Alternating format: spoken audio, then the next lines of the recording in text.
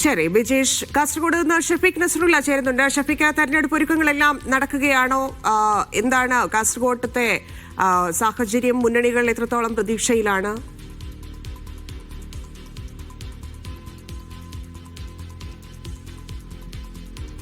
ധന്യ, കാസർഗോഡ് ജില്ലയിൽ 1370 police station ആണ് ഉള്ളത്. ഈ പോലീസ് സ്റ്റേഷനിലേക്ക് ആവശ്യമായ സാധന സാമഗ്രികളുടെ വിതരണം പൂർണ്ണമായി കഴിഞ്ഞു. ഓരോ ഉദ്യോഗസ്ഥരും അവരുടെ പോലീസ് സ്റ്റേഷനിലേക്ക് എത്തിക്കഴിഞ്ഞു.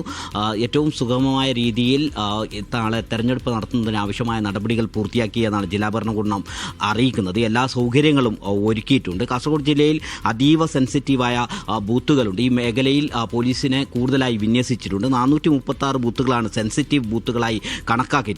ഇതിൽ 97 ബൂത്തുകൾ ക്രിട്ടിക്കൽ ബൂത്തുകളായി കണ്ടെത്തിയിട്ടുണ്ട്. ഇതിൽ 119 പ്രശ്നബാധിത ബൂത്തുകളിലാണ് വെബ്കാസ്റ്റിംഗ് സംവിധാനം ഏർപ്പെടുത്തി. ഇതിൽ ഈ വെബ്കാസ്റ്റിംഗ് സംവിധാനത്തിൽ കാണുന്ന ദൃശ്യങ്ങൾ പരിശോധിക്കുന്നതിന് വലിയ സജ്ജീകരണവും ജില്ലാ ഭരണകൂടം ഒരുക്കി. അതോടൊപ്പം തന്നെ കൂടുതൽ ആവശ്യമുള്ള സ്ഥാനാർത്ഥികൾക്കും മുന്നണികൾക്കും ആവശ്യമാണെങ്കിൽ പണം അടച്ചുകൊണ്ട് വെബ്കാസ്റ്റിംഗ് സംവിധാനം ഒരുക്കുന്നതിനുള്ള സൗകര്യവും ഒരുക്കിയിട്ടുണ്ട്. കാസർഗോഡ് ജില്ലയിൽ ഏറ്റവും ശക്തമായ മത്സരം നടക്കുന്നത് ജില്ലാ പഞ്ചായത്തിലേക്കാണ്. കഴിഞ്ഞ തവണ LDF ആണ് ജില്ലാ പഞ്ചായത്ത് പിടിച്ചെടുത്തത്. അതിനു മുൻപ് UDFിൻ്റെ കയ്യിൽ നിന്ന് വലിയ അട്ടിമറി വിജയമാണ് LDF നേടിയത്. ഇത്തവണ ഈ ജില്ലാ പഞ്ചായത്ത് നിലനിർത്തുക എന്നതാണ് LDFിന് മുമ്പിലുള്ള ഏറ്റവും വലിയ വെല്ലുവിളി. അതോടൊപ്പം തന്നെ അത് പിടിച്ചെടുക്കുക എന്നതാണ് UDFിന് ഉള്ളത്. അതുകൊണ്ട് ഇത്തവണ 17 ഡിവിഷനുകൾ ഉണ്ടായിരുന്നത് ഒരു ഡിവിഷൻ കൂടി 18 ഡിവിഷനുകളായിട്ടുണ്ട്. അതിൽ കഴിഞ്ഞ തവണ ഉണ്ടായിരുന്നത് 8 എന്ന നിലയിൽ 7 എന്ന രീതിയിൽ തുല്യമായിരുന്നു. അതിൽ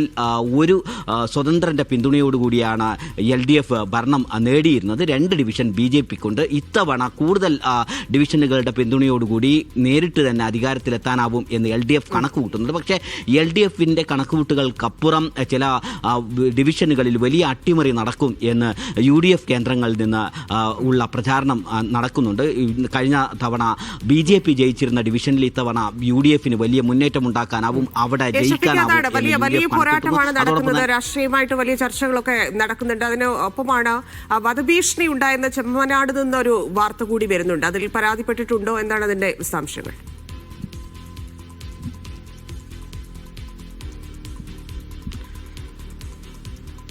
അതിന് ചെമ്മനാട് പഞ്ചായത്തിലെ 16-ാം വാർഡ് കളനാടിലാണ് സ്ഥാനാർത്ഥിക്ക് നേരെ INL പ്രവർത്തകർ വലിയ ഒരു വധഭീഷണി ഉയർത്തിയത്. ഈ സ്ഥാനാർത്ഥി സ്വതന്ത്ര സ്ഥാനാർത്ഥിയാണ്. സ്വതന്ത്ര സ്ഥാനാർത്ഥി INLന്റെ അപരനാണ് എന്നതാണ് ഇതിൽ ഒരു പ്രശ്നം. INL സ്ഥാനാർത്ഥിയുടെ പേര് അബ്ദുറഹ്മാൻ കളനാട് എന്നാണ്. അബ്ദുറഹ്മാൻ കളനാട് എന്ന പേരിൽ തന്നെയാണ് ഈ സ്ഥാനാർത്ഥി സ്വതന്ത്ര സ്ഥാനാർത്ഥി മത്സരിക്കുന്നത്. കഴിഞ്ഞ തവണ ഈ INL സ്ഥാനാർത്ഥികൾക്ക് കൂടെയാണ് തെരഞ്ഞെടുപ്പ് ചിഹ്നമായി അനുവദിച്ചിരുന്നത്. ഇത്തവണ അത് നെറുക്കെടുപ്പിൽ അബ്ദുറഹ്മാൻ കളനാടി എന്ന സ്വതന്ത്ര സ്ഥാനാർത്ഥിക്കാണ് കുട എന്ന ചിഹ്നം ലഭിച്ചത്. ഇത് INLനെ സംബന്ധിച്ചിടത്തോളം വലിയ പ്രതിസന്ധി ഉണ്ടാക്കുന്നു. ആ വാർഡിൽ കഴിഞ്ഞ തവണ INL വിജയിച്ചിരുന്നത് കേവലം 8 വോട്ടിന് മാത്രമാണ്. ഈ അപരൻ വോട്ട് പിടിച്ചാൽ തങ്ങൾ പരാജയപ്പെടുന്നു എന്ന ഒരു ഭയം ആ ഭാഗത്ത് INL സ്ഥാനാർത്ഥിക്കുണ്ട്. ഈ സ്വതന്ത്ര സ്ഥാനാർത്ഥിയായി മത്സരിക്കുന്ന അബ്ദുറഹ്മാൻ കളനാട് എന്ന വ്യക്തിയുടെ മേൽപ്പറമ്പിൽ ഒരു കട നടത്തുന്നുണ്ട്. കടയിലെത്തിയ 3 പേർ ചേർന്നാണ് ആദ്യം അതിൻ്റെ CCTV ദൃശ്യങ്ങൾ പുറത്തു വന്നു. CCTV